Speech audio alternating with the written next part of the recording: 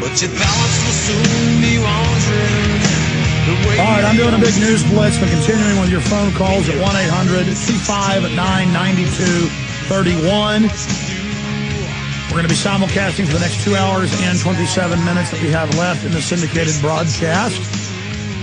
We normally simulcast the last 2 hours at PrisonPlanet.tv, but some days we simulcast more, obviously.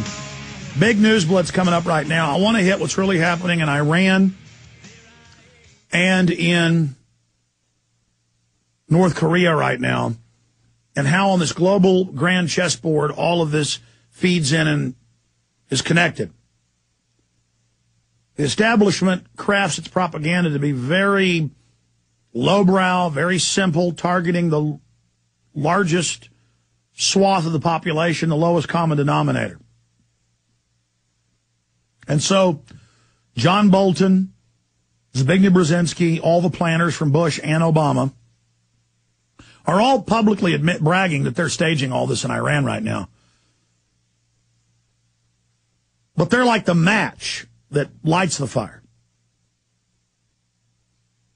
The fire takes on a life of its own. And the people rioting have some legitimate claims. So this isn't a black and white issue. You have to pull back geopolitically and decide what is most moral to support and what is most moral to do. And I have wrestled with this. That's why for a week I said I couldn't really comment. I said my heart is with the protesters, but I said that can be deceiving, what's being presented. There's a fog of disinformation and war. But now we have a very clear picture. And so over a week into the rioting and death on both sides, I can comment on that, and North Korea. Just the situation is very, very grave, very, very serious. Rivaling the Cuban Missile Crisis in the early 1960s, we've seen nothing of this magnitude since then. And it's clear on every front the New World Order is launching offensives against free humanity on the grand chessboard, trying to take out the last few countries they don't control. Obviously, North Korea is horrible. Obviously, the mullahs are corrupt, do a lot of bad stuff. They're not as sophisticated or one-tenth as evil as the globalists, and not a threat to this nation, certainly. But the issue is the globalists can go, oh, look, we're fighting North Korea, we're fighting the mullahs. Why is that happening now, though? What's the bigger picture? And what is the history? And, of course, the mullahs are in about 5 different blocks as well and constantly fighting with each other. So I can criticize the mullahs that are hereditarily related to Muhammad, but then it's almost like a legislature. It's like a royal system, but it's also legislative because the system votes their own people in and out. And then they, of course, do allow free elections. That's been documented. So it's a very, very strange system they created. But if you're going to criticize it, because it is bloodline related, you can't be on these councils unless you're related to Muhammad from Saudi Arabia. What's Saudi Arabia today? Mecca. The problem is to try to give people a detailed breakdown, it's so complex. That's why it's just easy for the government to go, oh, look, they're killing innocent women. Let's attack them. Oh, yes, with smart bombs. So, oh, smart bomb hit the wrong building, killed 300. Oh, another hit a car and killed 50 around it. Yeah, little kids' arms and legs blown off. But we're not going to show you the little kids. There are those videos out on the web of a little kid with his bottom half blown off, crawling, and then the lights going out of his eyes, just like a light bulb turning off. I mean, we can show you that. We don't show you that to make you be anti-war because it's so horrid. Some people distrust the media so much they're saying it's fake. If it's fake, we know Jerry Bruckheimer on record staged the rescue of Jessica Lynn. Time passes. Who was the girl? Jessica Lynch? Yeah, Lynch. I mean, that's admitted. Jerry Bruckheimer told the BBC that Iraqis saved her. The U.S. had already taken over that area. The Iraqi doctors came to their checkpoint and said, we have an American here and some dead from the shootout on the road. The Republican Guard has pulled back. So they said, okay, we'll be there in a little while. Sent troops, met with them, said, okay, we're going to come get the bodies.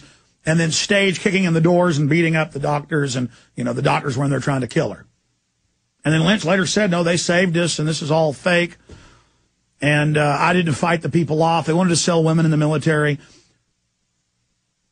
Then the family of the people that actually did fight the Republican Guard off and got killed, Hispanic gentlemen, they came and murdered some of those families. I remember this was in the news. People that survived in her unit would be cooking hamburgers in their backyard in Phoenix, and a guy in a black uniform would pop up and double tap him in the head from 25 yards. Special ops murders. That was in the news at the time, but I'm already digressing.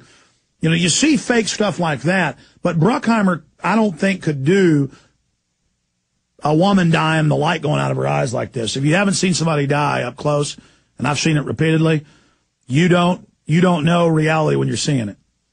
Now, they could have morphed over a woman's face, another woman dying in a hospital of a car wreck or something.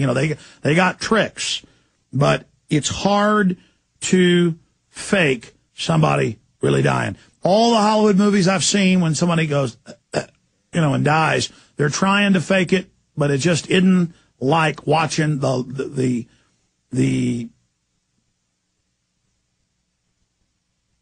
soul go out of somebody, the essence. Anybody who's seen somebody die up close has seen it. I mean, their eyes will be open, and you'll literally just see the light go out of them. Just like, zzz, there's something like coming out. But side issue, very, very touching, very, very poignant. And I'm sure she thought when she was out there protesting that it was a great thing she was doing. And you can't help but support her. And it's designed so that they can bomb all the water treatment plants and all the schools and all the colleges and kill over 1 million, just like Iraq. Well, they've killed 1,300,000 in Iraq, according to British medical journal Lancet, who's nonpartisan and highly respected. And Iran has almost, well, it's more than double. It's almost triple. They got almost 3 times the population of Iraq. And when the U.S. funded the attack on Iran in the 80s, that killed over 1.5 million Iranians and 300,000 Iraqis. So the Iranians won't give up. So I'd probably say that if they just bombard them, it'll kill, to blow up their infrastructure, 60, 70,000. But if they actually do some type of big civil war or invasion out of Iraq, millions. And so you got to ask yourself, you want to get all emotional and call for the attack on Iran? Do you want to, say, turn it into a glass parking lot because that woman died? How about we nuke? And because they're talking about using nukes against Iran. How about we kill 1 million? Because this one woman's dead. How about we kill whole houses full of kids and whole houses full of women? See, they always dehumanize the Iraqis and never show you on the news the dead kids and the dead families and the troops sitting off the side of the road shooting truckloads of families and laughing about it as the families fall out dead. And the military says, well, the troops thought they were threatened by the family. And on the audio, they're laughing. But see, when they want to make them humans, oh, look at this beautiful young lady. And they'll show the Iranian people, and folks are like, well, they look like us, or a lot like us. They look, like clean-cut, sharp, smart people. I thought they were saying, N-words, glass parking lot. It's this sickening attitude. Let's nuke them. But see now, our humanity, Meanwhile, the police are being overrun. The revolution looks like it's being beaten back for now, but you never know. This stage color revolution. They're attacking and killing police, beating them to death all over the country on video. And the police, when huge crowds are climbing up the barricades, setting buildings on fire, are selectively shooting people to drive them back. And that's how the revolution in Lexington and Concord began. But that was a real revolution of the colonies, and you better believe that Sam Adams was there manipulating the whole situation. But he believed their cause was right. They wanted to have the confrontations. They wanted to get the fight started. So you got to morally decide who's running this fight and is it moral. And when you find out the CIA and the New World Order, the ones putting IQ reducer in your tap water, the ones shooting your kids up with mercury and saying mercury's good for children's brains on the news, when you realize they're the ones, no doubt, orchestrating this, even the CIA even picking the color green, because that's the Islamic color. This guy's an Islamicist insider.